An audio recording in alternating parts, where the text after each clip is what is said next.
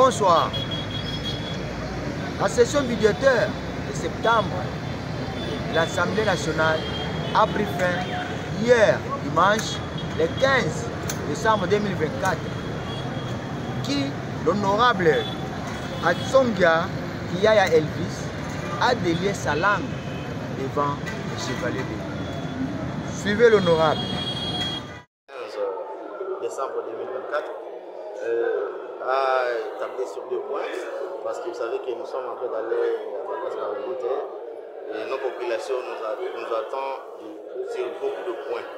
Alors, nous avons constaté que quand nous avons ratifié pour entrer à l'EAC, le président nous a donné des garanties et réellement aujourd'hui nous ne payons pas de visa au niveau de Kenya, de l'Ouganda et de la Tanzanie, qui est membre aussi de l'EAC.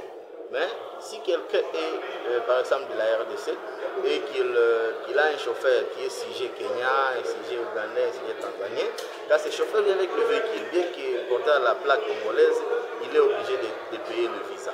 Alors ces gens-là, ceux qui font le commerce transfrontalier au niveau des Kassindi et partout là-bas dans nos frontières, ont dit que les gens de l'Ouganda, du Kenya et de la Tanzanie commencent à leur dire que non, vous, chez vous, vous nous faites payer des visas et chez nous, vous ne payez rien. Donc ils veulent encore répondre cela.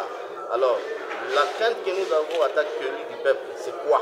Parce qu'aujourd'hui, si par exemple le sel est acheté, est vendu à Beni, à Butembo, à Bunia et partout à 500 francs, quand il y aura paiement de visa, les commerçants ne perdent jamais. Lui, qu'est-ce qu'il va faire? Il va seulement majorer cela. Donc le coût d'achat sera payé à 1000 francs et 750 francs.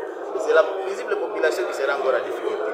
Alors que c'est une histoire qu'on avait déjà ratifiée et il fallait seulement respecter et c'est fini comme ça. En deuxième lieu, j'ai épinglé les problèmes déjà qui sont morts à l'Est. Vous savez que nous avons un problème au Congo, les gens prennent des histoires comme ça.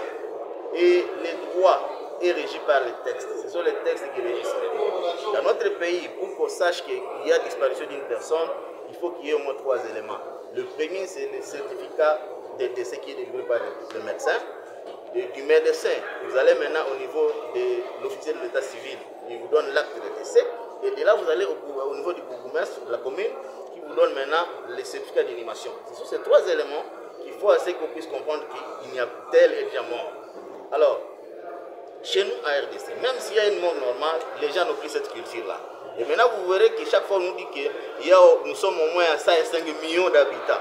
Nous sommes au moins à 108 millions d'habitants. Sur base de quoi? Ceux qui sont morts, on ne les compte pas, on ne les soustrait pas. Pourquoi? Parce que dans d'autres pays, quand quelqu'un est mort, il y a ce qu'on appelle l'Institut national des statistiques.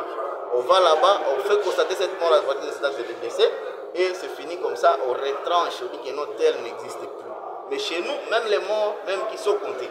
Alors, vous verrez que c'est pourquoi je viens d'intervenir à ce sens en disant au président qu'il puisse nous aider afin que tous ceux qui sont morts à l'Est, surtout là où il y a les massacres à Gogo, là où on ne compte plus de morts, aujourd'hui autant de morts, qu'ils puissent nous aider parce qu'il y a une démarche qu'on avait déjà commencée. Il faut que nous avons écrit au ministre des Droits humains pour qu'il puisse faire justice à ces gens-là. Parce que ces gens, ils sont morts, ils sont nos compatriotes. Un jour, si nous aujourd'hui nous ne pouvons pas réclamer, mais il y aura des enfants qui viendront réclamer qu'on a déjà perdu autant de millions de morts. Maintenant, il faut qu'on reste à justice. On n'a pas de preuves. Donc, il faut que nous puissions constituer les éléments de preuve à partir de ces actes de décès. Comme il y a des délais qui sont déjà dépassés, je ne peux pas tout dire là-bas parce qu'on m'avait donné un peu de minutes.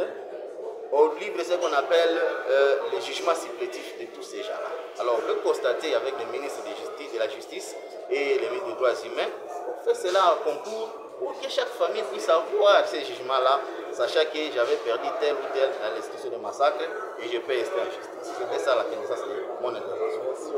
Merci.